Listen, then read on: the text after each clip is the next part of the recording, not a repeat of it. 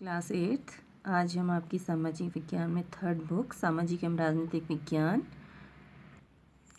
के 5वें अध्याय 5 न्यायपालिका को जानेंगे। तो न्यायपालिका जो है, जैसा कि आप जानते हैं, हमारे देश में कानून का शासन चलता है। इसका मतलब ये है कि सभी कानून सभी लोगों पर समान रूप से लागू होते हैं। जब किसी कानून का उल्लंघन यानी उसका पालन नहीं किया जाता है तो एक निश्चित प्रक्रिया अपनाई जाती है। कानून के शासन को लागू करने के लिए हमारे पास एक न्याय व्यवस्था है और इस व्यवस्था में बहुत सारी अदालतें हैं जहां नागरिक न्याय के लिए जा सकते हैं। सरकार का अंग होने के नाते न्यायपालिका भी भारतीय लोकतंत्र की व्यवस्था बनाए रखने में अहम भूमिका निभाती है।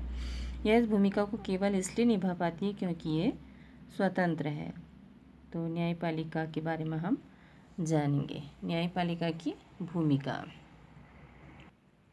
न्यायपालिका लोकतंत्र का तीसरा स्तंभ है और अदालतें बहुत सारे मामलों पर फैसले सुनाती हैं, तय कर सकती हैं कि शिक्षकों को विद्यार्थियों की पिटाई नहीं करनी है, राज्यों के बीच नदियों के पानी के बंटवारे पर फैसला दे सकती हैं, वे किसी अपराध के लिए लोगों को सज़ा दे सकती हैं।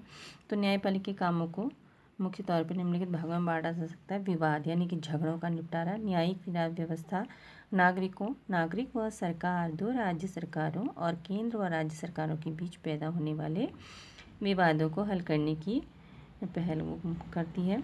न्यायिक समीक्षा, संविधान की व्याख्या का अधिकार यानी कि संविधान के बारे में विस्तार से बताने का अधिकार जो है मुख्य रूप से न्यायपालिका के पास ही होता है। इससे यदि न्यायपालिका को ऐसा लगता है कि संसद द्वारा पारित किया गया कोई कानून संविधान के आधारभूत ढांचे का उल्लंघन करता है यानी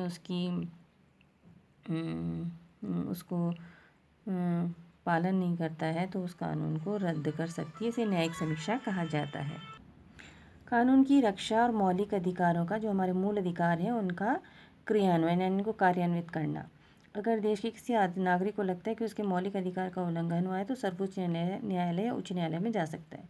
कक्षा 7 की किताब में आपने हाकिम शेख के बारे में पढ़ा था, जो खेती करते किसान थे। चलती हुई ट्रेन से घायल होने के कारण जब कई अस्पतालों ने उनको इलाज करने से इनकार कर दिया तो उनकी हालत ख़राब हो गई और इस मामले की सुनवाई के बाद सर्वोच्च न्यायालय ने फैसला दिया था कि संविधान के अनुच्छेद 21 में प्रत्येक नागरिक को जीवन का मौलिक अधिकार दिया गया है और स्वास्थ्य का अधिकार भी शामिल है इसमें।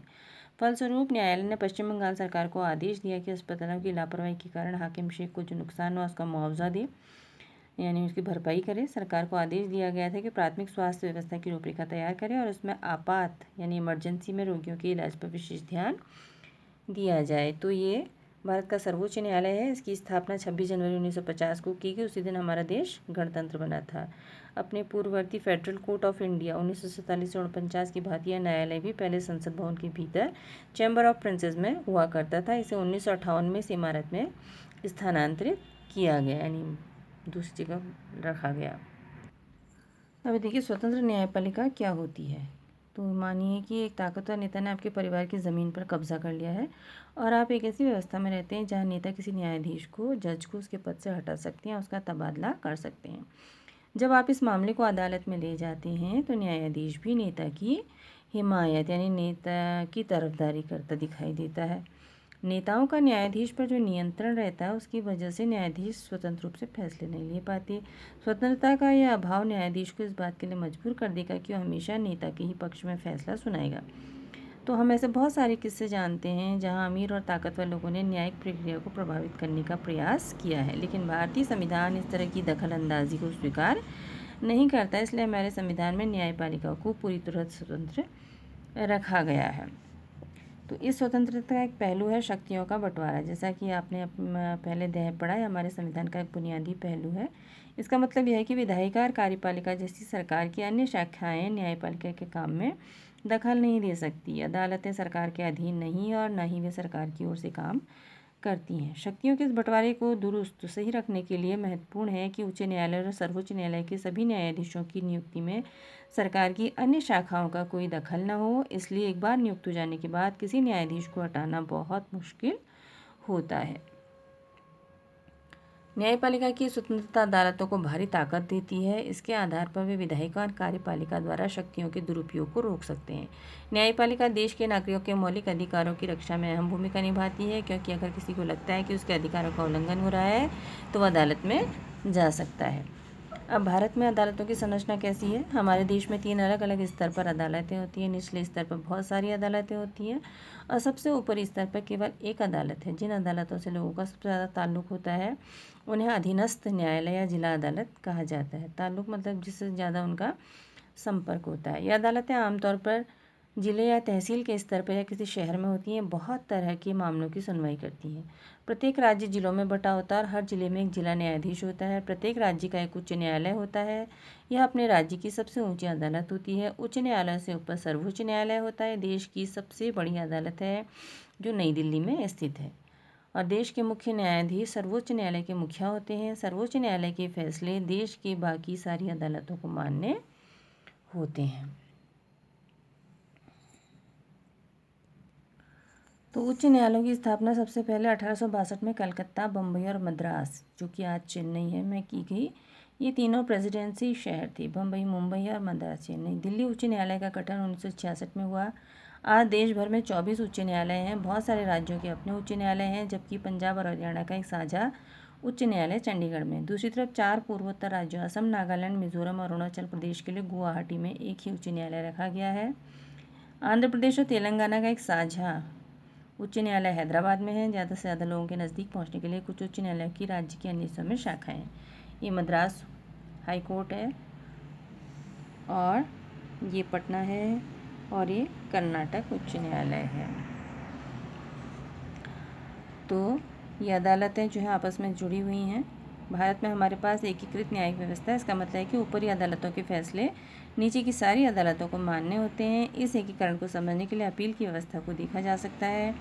अगर किसी व्यक्ति को लगता है कि निचली अदालत द्वारा दिया गया फैसला सही नहीं है तो उससे ऊपर की अदालत में अपील कर सकता है। तो अपील की व्यवस्था को समझने के लिए एक मुकदमा है ये राज्य दिल्ली प्रशासन बनाम लक्ष्मण कुमार मान्य का मुकदमा है, जो दिल्ली अदालत से सर्वोच्च न्यायालय तक, निचली अदालत से सर्वोच्च न्यायालय तक लड़ा गया। तो ये 1980 के फरवरी महीने में लक्ष्मण कुमार ने 20 वर्षीय सुधा गोयल से विवाह किया और वो दिल्ली के फ्लैट में लक्ष्मण के भाई और उनके परिवार भी के साथ रहते थे। 2 दिसंबर 1980 को उसकी अस्पताल में मृत्यु हो गई और वो जली हुई थी। सुधा के घर वालों ने अदालत में मुकदमा दायर किया। जब निचली अदालत के सामने यह मुकदमा आया तो 4 पड़ोसियों को गवाह के तौर पर बुलाया गया और उन्होंने अपना सारा वहाँ पे बयान दिया।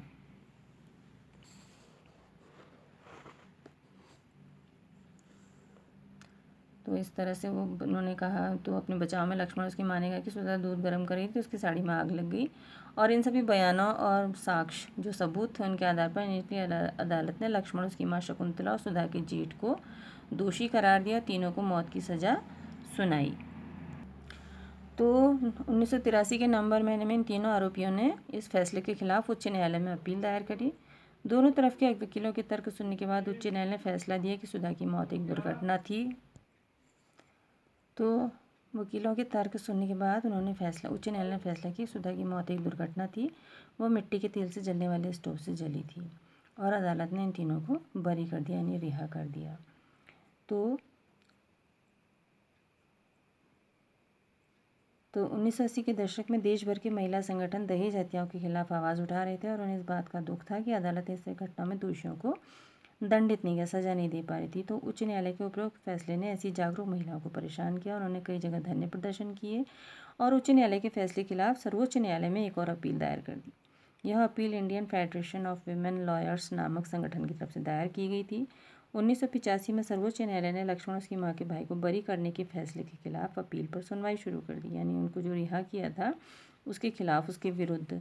वकीलों के तर्क सुनने के बाद सर्वोच्च न्यायालय ने फैसला किया कि उच्च न्यायालय के फैसले से अलग था। सर्वोच्च न्यायालय ने लक्ष्मण और उसकी माँ को तो दोषी पाया, लेकिन सुभाष चंद्र को आरोपों से बरी कर दिया क्योंकि उसके खिलाफ पर्याप्त सबूत नहीं थे। सर्वोच्च न्यायालय ने दोनों आरोपियों को उम्र कैद की सज़ा सुनाई। अधीनस्थ अदालतों को कई अलग अलग नामों से संबोधित किया जाता है। उन्हें ट्रायल कोर्ट या जिला न्यायालय, अतिरिक्त सत्र न्यायाधीश, प्रधान न्यायिक मजिस्ट्रेट, मेट्रोपॉलिटन मजिस्ट्रेट, सिविल जज न्यायालय आदि नामों से बुलाया जाता है। अब ये देखिए विधि व्यवस्था की, यानी कि जो हमारा कानून है उसकी कौन सी शाखाएं कौन सी हैं। दहेज हत्या का मामला समाज के विरुद्ध अपराध की श्रेणी में आता है। यह आपराधिक फौजदारी कानून का उल्लंघन है। फौजदारी कानून के अलावा हमारी विधि व्यवस्था दीवानी कानून या सिविल लॉ से संबंधित मामलों को भी देखती है। तो 2 तरह के होते हैं, फौजदारी कानून और दीवानी कानून। तो फौजदारी ये ऐसे व्यवहार या क्रियाओं से संबंधित है जिन्हें कानून में अपराध माना जाता है, जैसे चोरी, दहेज के लिए उत्तंग करना, हत्या। तो इसमें सबसे पहले रिपोर्ट FIR प्राथमिकी दर्ज कराई जाती है। इसके बाद पुलिस अपराध की जांच करती है और अदालत में केस फाइल करती है। अगर व्यक्ति दोषी पाया जाता है उसे जेल भेजा जा सकता है, उसमें जुर्माना भी किया जा सकता है। अब है दीवानी, इसमें है ज़मीन की बिक्री, चीज़ों की खरीदारी, किराया, तलाक आदि से संबंधित झगड़े होते हैं, दीवानी कानून में आते हैं। जो पक्ष को प्रभावित होता है, जो परेशान होता है, उसकी ओर से न्यायालय में याचिका दायर की जाती है। अगर मामला किराए से संबंधित है तो मकान मालिक या किराएदार मुकदमा दायर कर सकता है। अदालत राहत की व्यवस्था करती है, जैसे कि अगर मकान मालिक और किराएदार के बीच झगड़ा है तो अदालत ये आदेश दे सकती है कि किराएदार मकान को खाली करे और बकाया किराया चुकाए। अब है क्या हर व्यक्ति अदालत की शरण में जा सकता है? तो भारत के सभी नागरिक देश के न्यायालय की शरण में जा सकते हैं। प्रत्येक नागरिक को अदालत के माध्यम से न्याय मांगने का अधिकार है। न्यायालय हमारे मौलिक अधिकारों की रक्षा में महत्वपूर्ण भूमिका निभाती है। यदि उनका उल्लंघन होता है तो न्याय के लिए अदालत में जा सकता है। अदालत की सेवाएं सभी के लिए उपलब्ध है, लेकिन वास्तव में गरीबों के लिए अदालत में जाना बहुत मुश्किल होता है। कानूनी जो क्रियाएं होती हैं, प्रक्रियाओं में न केवल काफ़ी पैसा कागजी कार्रवाई बल्कि उसमें समय बहुत लगता है। अगर कोई गरीब आदमी पढ़ना लिखना नहीं जानता, उसका परिवार दैनिक मजदूरी से चलता है, तो अदालत में जाने और इंसाफ पाने की उम्मीद उसके लिए बहुत मुश्किल होती है। इसी को ध्यान में रखते हुए 1980 के दशक में सर्वोच्च न्यायालय ने जनहित याचिका PIL कहा जाता है उसको की व्यवस्था विकसित की। इस तरह सर्वोच्च न्यायालय ने न्याय तक ज़्यादा से ज़्यादा लोगों की पहुँच स्थापित करने के लिए प्रयास किया है। न्यायालय ने किसी भी व्यक्ति या संस्था को ऐसे लोगों की ओर से जनहित याचिका दायर करने का अधिकार दिया है जिनके अधिकारों का उल्लंघन हो रहा हो। ये याचिका उच्च न्यायालय, सर्वोच्च न्यायालय में दायर की जा सकती है। न्यायालय ने कानूनी प्रक्रिया को बहुत सरल बना दिया है। अब सर्वोच्च न्यायालय या उच्च न्यायालय के नाम पर भेजे गए पत्र या तार को भी जनहित याचिका माना जा सकता है। तो जनहित याचिका के माध्यम से बहुत सारे मामलों पर लोगों को न्याय मिला। बंधुआ मजदूरों को अमानवीय श्रम से मुक्ति दिलाने, बिहार में सज़ा काटने के बाद भी रिहा नहीं किए गए कैदियों को रिहा करवाने के लिए इसी का इस्तेमाल किया गया। सरकारी और सरकारी सहायता प्राप्त स्कूलों में बच्चों को दोपहर का जो भोजन दिया जाता है उसकी व्यवस्था भी एक जनहित याचिका के फलस्वरूप ही हुई थी।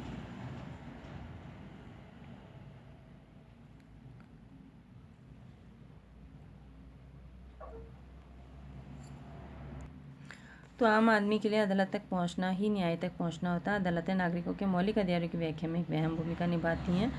तो जैसा कि आपने देखा कि अदालत ने संविधान के अनुच्छेद 21 की व्याख्या करने के बाद यह कहा था कि जीवन के अधिकार में भोजन का अधिकार भी शामिल है। इसलिए अदालत ने राज्य को आदेश दिया कि दोपहर के भोजन की योजना सहित सभी लोगों को भोजन मुहैया कराने के लिए आवश्यक कदम उठाए। लेकिन अदालत ने कुछ ऐसे फैसले भी लिए जिनसे आम आदमी के लिए नुकसानदेह मानते हैं। उदाहरण के लिए गरीबों के आवास अधिकार जैसे मुद्दों पर काम करने वाले कार्यकर्ताओं का मानना है कि बस्तियों, झुग्गी झोपड़ियों को बेदखल यानी कि उनको हटाना वहाँ से के बारे में अदालत द्वारा किए गए हाल के फैसले पुराने फैसलों के विरुद्ध है। हाल के फैसलों में झुग्गी वासियों को शहर में घुसपैठियों की तरह देखा जा रहा है। तो ये एक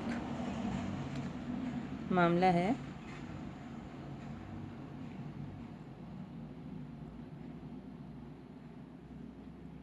झुग्गी झोपड़ी वालों का, जबकि पहले वाले फैसलों में झुग्गी वासियों को आजीविका बचाने का प्रयास किया गया। उनकी जो जहाँ पर वो कमाते हैं उसको बचाने का प्रयास किया गया। न्याय तक आम लोगों की पहुंच को प्रभावित करने वाला मुद्दा यह है कि मुकदमे की सुनवाई में अदालतें कई साल लगा देती हैं। इसी देरी को ध्यान में रखते हुए अक्सर कहा जाता है कि इंसाफ में देरी यानी इंसाफ का कत्ल, यानी कि इंसाफ लेने वाले को इतना परेशान हो जाता है वो कि इंसाफ उसको लेना बहुत ही भारी पड़ जाता है। इसके बावजूद लोकतांत्रिक भारत में न्यायपालिका एक महत्वपूर्ण भूमिका निभाती है। न्यायपालिका ने कार्यपालिका और विधायिका की शक्तियों पर अंकुश लगाया है और नागरिकों के अधिकारों की सुरक्षा की है। संविधान सभा के सदस्यों ने एक ऐसी न्यायपालिका का बिल्कुल सही सपना देखा था जो पूरी तरह स्वतंत्र हो। यह हमारे लोकतंत्र का एक बुनियादी पहलू है। Thank you for watching. आशा है आप इसको समझे होंगे।